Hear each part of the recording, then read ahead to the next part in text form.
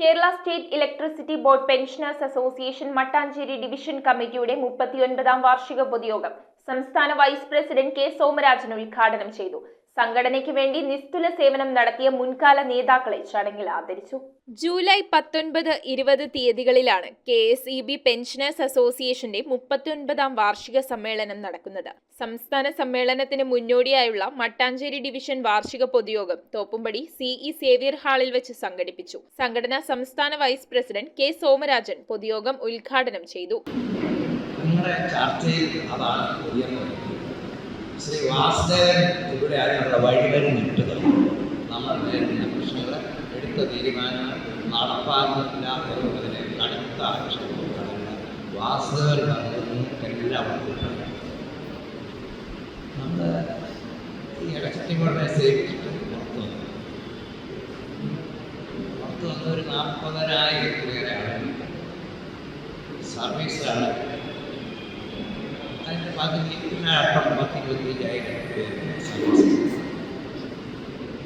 അകത്തുള്ളവരായാലും പുറത്തുള്ളവരായാലും തങ്ങൾ സേവനമനുഷ്ഠിച്ച സ്ഥാപനത്തെ പറ്റി ബോധവാന്മാർ.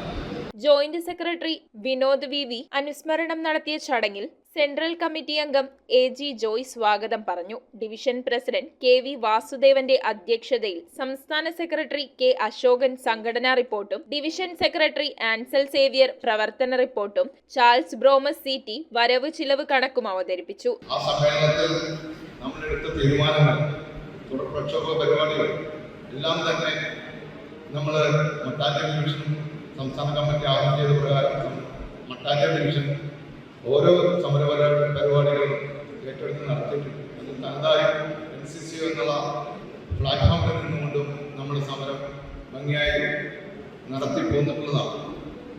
പക്ഷേ സമരങ്ങൾക്ക് ഒരു കുറവുമില്ല എങ്കിൽ കൂടി നമ്മൾ ഉന്നയിച്ചിട്ടുള്ള ആവശ്യങ്ങൾ ഒന്നും തന്നെ ചിലത് മാത്രം നേടിയെടുക്കാൻ പറ്റും.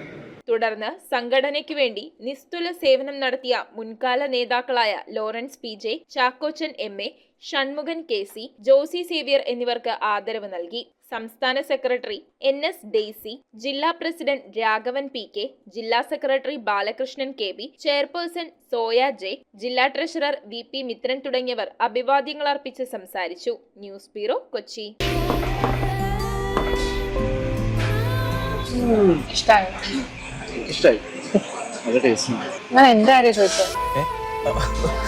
പങ്കുവയ്ക്കൂ സ്നേഹത്തിന്റെ രുചി. The salt restaurant.